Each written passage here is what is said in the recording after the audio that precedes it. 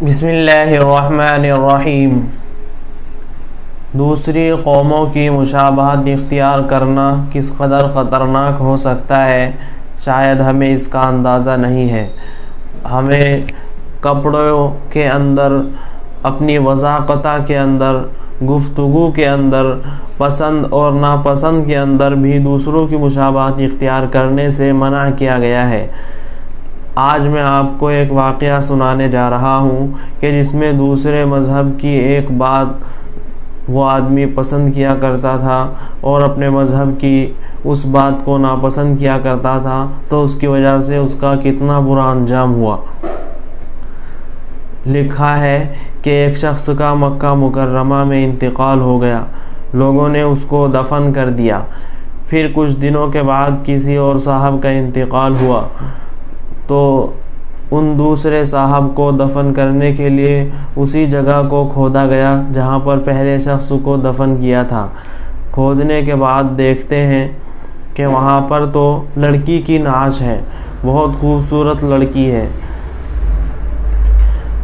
اتفاق سے وہاں پر جو قبر کھودنے والے تھے ان لوگوں میں ایک یورپ کے آدمی بھی تھے۔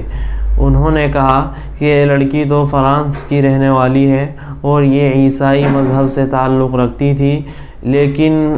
آخر میں اس نے اسلام قبول کر لیا تھا، پردے کے پیچھے اسلام قبول کیا تھا، اس کو دوسروں کے سامنے ظاہر نہیں کیا تھا، اور خود میں نے اس کو چند رسالے اسلام کے پڑھائے تھے جن سے اس کو بہت رہنمائی ملی تھی اور اسلام کو اس نے بہت پسند کیا تھا۔ تو ہو سکتا ہے کہ اللہ تعالیٰ نے اسلام کے قبول کرنے کی بدولت، اسلام سے محبت کرنے کی بدولت اس آدمی کی نعش کی جگہ اس لڑکی کی نعش کو رکھ دیا ہو۔ تو سب لوگوں نے کہا ہو سکتا ہے، اللہ تعالیٰ کی بہت بڑی طاقت ہے اور قدرت ہے، وہ ہر چیز پر قادر ہے، یہ بات ناممکن نہیں ہے بلکہ ممکن ہے، اور ایسا ہو سکتا ہے کہ اللہ تعالیٰ نے اس آدمی کی جگہ اس لڑکی کی نعش کو رکھوا دیا ہو۔ تو لوگوں نے اس سے کہا کہ تم فرانس جانا اور وہاں جا کر تحقیقات کرنا اور معلومات کرنا۔ یہ حج کا زمانہ چل رہا تھا، حج کے موقع پر وہ لوگ آئے ہوئے تھے،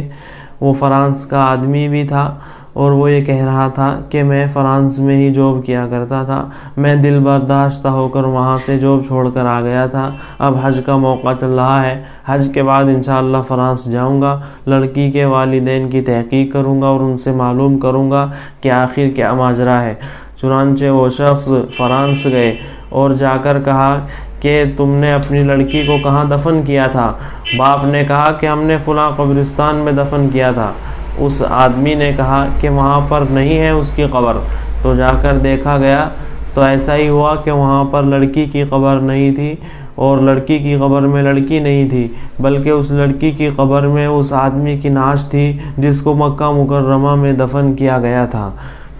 سب لوگ حیران ہو گئے کہ آخر ایسا کیا ہوا، ہم نے اس شخص کو مکہ مکرمہ میں دفن کیا اور یہ یہاں عیسائیوں کے قبرستان میں ملا، اور اس لڑکی کو عیسائیوں کے قبرستان میں دفن کیا گیا اور وہ وہاں مکہ مکرمہ کے اتنے افضل قبرستان میں ملی۔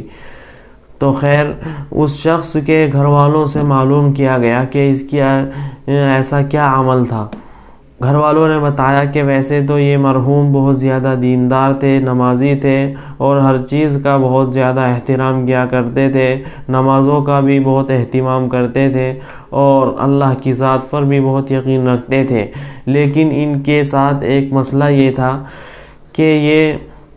غسل جنابت جب بھی ان کے اوپر فرض ہوتا تھا تو اس وقت یہ کہتے تھے کہ عیسائیت اور نصرانیوں کا کتنا اچھا مذہب ہے کہ اس کے اندر غسل جنابت فرض نہیں ہے، اسلام کے اندر غسل جنابت فرض ہے، جب بھی غسل فرض ہو جائے غسل کرو۔ یہ بات اسلام کی مجھے اچھی نہیں لگتی۔ عیسائیوں کا مذہب اس بارے میں بہت اچھا ہے کہ وہاں پر ناپاک ہو جانے کے بعد آدمی کے اوپر غسل فرض نہیں ہوتا، لوگوں نے اندازہ لگا لیا کہ بس شاید اسی ایک بات کی وجہ سے اللہ تعالیٰ نے اس کو عیسائیوں کے قبرستان میں پہنچا دیا اور اس کا یہ انجام ہوا، اور اس لڑکی کو اسلام سے محبت کرنے کی وجہ سے مسلمانوں کے اعلیٰ قبرستان میں پہنچا دیا۔ یہ ہے مشابہت، جس کی وجہ سے اللہ تعالیٰ اتنی بڑی بڑی سزائیں دیتے ہیں اور دنیا میں عبرت کے لیے دکھا دیتے ہیں کہ اگر تم اپنے اس مذہب کو چھوڑ کر دوسروں کے مذہب کے پیچھے پڑو گے تو تمہارا حال بھی یہی ہونے والا ہے۔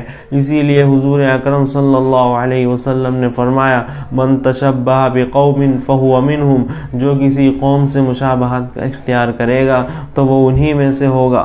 لہٰذا ہمیں چاہیے کہ ہم اپنے اسلام کو سمجھیں اور پڑھیں اور اس کے مطابق زندگی گزارنے کی کوشش کریں۔